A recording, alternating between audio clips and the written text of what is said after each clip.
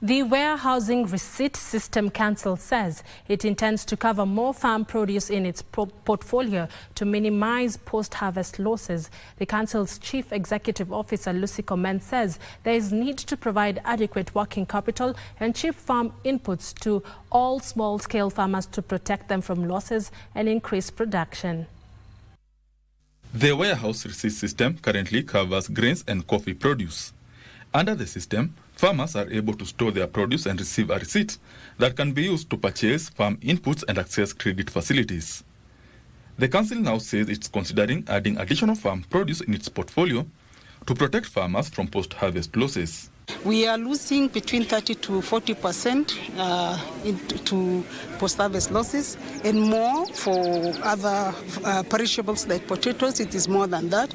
And so how can we save this, what we are losing? As a measure to incorporate additional crops into the system, the council will start training farmers countrywide on proper handling of harvests and the receipts operations. If we can be able to train the farmers, and that is why we have actually partnered with KNAF, so that we can train the farmers from after harvesting. How do you do the post-harvest?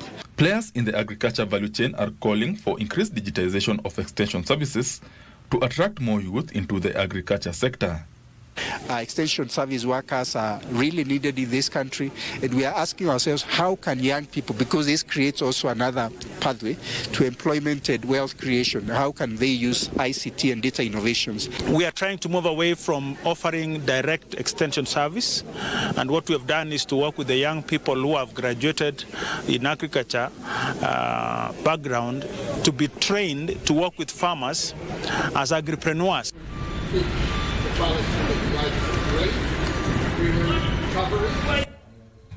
And finally, wheat farmers in Laikipia County have urged the government to initiate reforms in the sector and help stabilize prices. The farmers who were speaking during a Cereals Growers Association meeting said the practice has become an expensive venture with low profit due to limited markets and fluctuating prices. Kenya is a net importer of wheat, consuming about 900,000 tons per year, while producing only about 500,000 tons. However, farmers have been plagued by significant barriers, including infiltration of middlemen who set unfair pricing, cheap imports, and the braving harsh weather.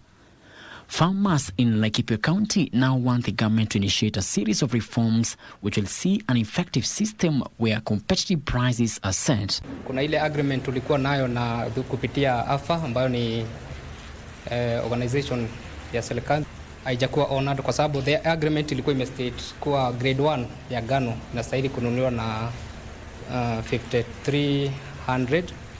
Kwa sasa hii ile ngano wanakuja kununua wananunua na 36. They further want the government to actualize the completion of an aggregation center to help sell their produce with ease and enhance production. Tu kidogo tumepata hata watu wa kununua hawakuji kununua, hata brokers wanasema hawataki ngano, millers wanasema bado wamejaza ngano kwa mills zao.